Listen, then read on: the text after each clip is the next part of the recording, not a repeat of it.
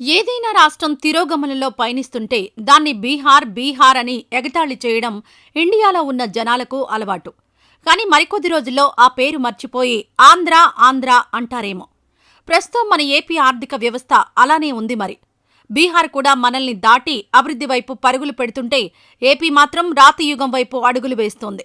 ఏడాది కూడా పూర్తి కాకుండానే ఏపీని అన్ని రకాలుగా భ్రష్టు పట్టించింది కూటమి ప్రభుత్వం. రెవెన్యూ లోటు, ద్రవ్యలోటు పెరిగిపోవడం, అమ్మకం పన్ను, స్టాంప్స్ అండ్ రిజిస్ట్రేషన్ రాబడి, జీఎస్టీ పడిపోవడం, కేంద్ర గ్రాంట్లు తగ్గడం, అప్పులు పెరగడం ఆర్థిక రంగ నిపుణులను కలవరపెడుతోంది. కంపెనీలు లేవు, అభివృద్ధి లేదు, సంపద సృష్టించడం దేవుడెరుగు. ఉన్న సంపదను కూడా నాశనం చేస్తోంది కూటమి సర్కార్. బీహార్ వంటి రాష్ట్రాలు కూడా సంపద సృష్టించడంలో దూసుకుపోతుంటే ఆంధ్రప్రదేశ్ మాత్రం తిరోగమనంలో పయనిస్తోంది. కూటమి సర్కార్ అధికారం చేపట్టినప్పటి నుంచి జీఎస్టీ ఆదాయంలో నమోదవుతున్న క్షీణతలే ఇందుకు ప్రత్యక్ష నిదర్శనం. జనవరి నెల రాష్ట్ర ప్రజలకు అత్యంత ఇష్టమైన నెల. ఈ నెలలో సంక్రాంతి పండుగను పేదలు, ధనికులు ఎవరి స్తోమత మేరకు వారు ఘనంగా చేసుకుంటారు. కొత్త పంట చేతికందడంతో రైతులు ఏదో ఒక కొత్త వస్తువును కొనుగోలు చేస్తారు. అందుకే ప్రతి ఏటా జనవరి నెల జీఎస్టీ ఆదాయంలో భారీ వృద్ధి రేటు ఉంటుంది. కానీ ఈసారి దీనికి భిన్నంగా జీఎస్టీలో ఎక్కడా సంక్రాంతి వెలుగులు కనిపించలేదు. ఇదే సమయంలో బీహార్ జీఎస్టీ ఆదాయం 8% వృద్ధితో 1565 కోట్ల నుంచి 1684 కోట్లకు చేరింది. అదే మన పొరుగు రాష్ట్రం తమిళనాడైతే ఏకంగా 20% వృద్ధితో జీఎస్టీ ఆదాయం 9606 కోట్ల నుంచి 11,496 కోట్లకు చేరింది. తెలంగాణ 10%, కర్ణాటక 8%, కేరళ 8%, ఒడిశా 7% చొప్పున వృద్ధి రేటు నమోదు చేస్తే 2024 జనవరిలో 3,587 కోట్లుగా ఉన్న ఏపీ జీఎస్టీ ఆదాయం ఈ ఏడాది జనవరిలో 3,604 కోట్లకు మాత్రమే చేరింది. అంటే దేశవ్యాప్తంగా అన్ని రాష్ట్రాలు జీఎస్టీ ఆదాయంలో వృద్ధి రేటును నమోదు చేస్తుంటే ఒక్క ఏపీలో మాత్రమే వృద్ధి నమోదు అంతంత మాత్రంగా ఉంది.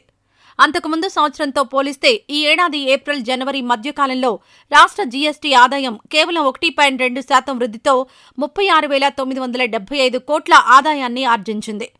ఇదే సమయంలో వెనుకబడిన బీహార్ రాష్ట్ర జీఎస్టీ ఆదాయం 9.9% పెరిగి 15,965 కోట్లకు చేరింది. దీంతో బీహార్ ఏపీ కంటే మెరుగైన రాష్ట్రంగా దూసుకుపోతోంది. అలానే రాబడులు తగ్గిపోయి రాష్ట్ర సంపద తిరోగమనంలో సాగుతోందని 2023 డిసెంబర్తో పోల్చి చూస్తే 2024 డిసెంబర్ నాటికి రాష్ట్ర రెవెన్యూ రాబడులు తగ్గిపోయాయని కాగ్ లెక్కలు వెల్లడించాయి. కోవిడ్ లాంటి సంక్షోభాలు లేనందున సాధారణంగా ఏడాదికి రాబడులు పెరుగుతాయి. కానీ చంద్రబాబు పాలనలో పరిస్థితి అందుకు విరుద్ధంగా ఉంది. అమ్మకం పన్నుతో పాటు స్టాంప్స్ అండ్ రిజిస్ట్రేషన్ల ఆదాయం గత ఆర్థిక ఏడాదితో పోల్చితే ఈ ఏడాది వచ్చిన ఆదాయం తగ్గిపోయింది. అమ్మకం పన్ను తగ్గిపోవడం అంటే ప్రజల కొనుగోలు శక్తి పడిపోవడమేనని అధికార వర్గాలు పేర్కొన్నాయి. ప్రజల దగ్గర డబ్బు లేకపోవడమే అమ్మకం పన్ను తగ్గిపోవడానికి ప్రధాన కారణమని అధికారులు తెలిపారు. మొత్తం రెవెన్యూ రాబడుల్లో 6,047 కోట్లు తగ్గిపోయిందని, అమ్మకం పన్ను ఆదాయం 993 కోట్లు తగ్గిందని కాగ్ గణాంకాలు స్పష్టం చేశాయి. స్టాంప్స్ అండ్ రిజిస్ట్రేషన్ల ఆదాయం కూడా 637 కోట్లు తగ్గిపోయింది. వీటితో పాటు కేంద్రం నుంచి గ్రాంట్ల రూపంలో రావలసిన నిధుల్లో ఏకంగా 12,598 కోట్లు తగ్గిపోయినట్లు కాగ్ వెల్లడించింది. అప్పులు మాత్రం బడ్జెట్లో పేర్కొన్న దానికన్నా ఎక్కువగా పెరిగిపోయింది. మార్కెట్ ద్వారా ఈ 2024-25 ఆర్థిక ఏడాది మొత్తానికి 68,360 కోట్లు అప్పులు చేస్తామని బడ్జెట్లో పేర్కొనగా ఆర్థిక సంవత్సరం ముగియడానికి ఇంకా 3 నెలలుండగానే 73,875 కోట్లు అప్పు చేసింది ప్రభుత్వం. అలానే రెవెన్యూ లోటు, ద్రవ్యలోటు కూడా భారీగా పెరిగినట్లు కాగ్ గణాంకాలు చెబుతున్నాయి.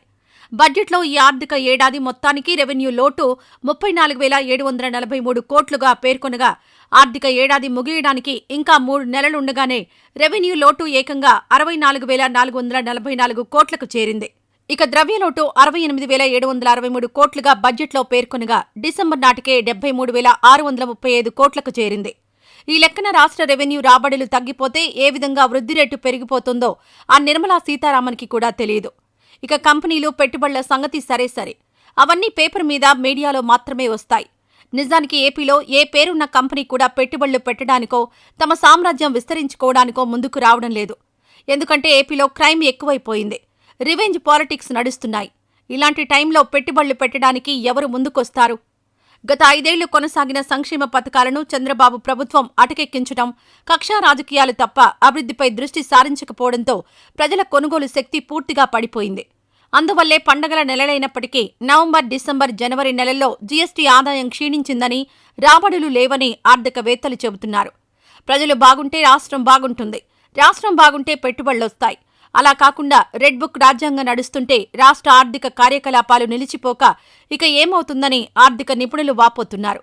చివరికి ఉద్యోగుల జీతాల కోసం కూడా అప్పు కావాలంటూ మంగళవారం రిజర్వ్ బ్యాంక్ చుట్టూ తిరిగే పరిస్థితిని తీసుకొచ్చారంటూ విమర్శిస్తున్నారు.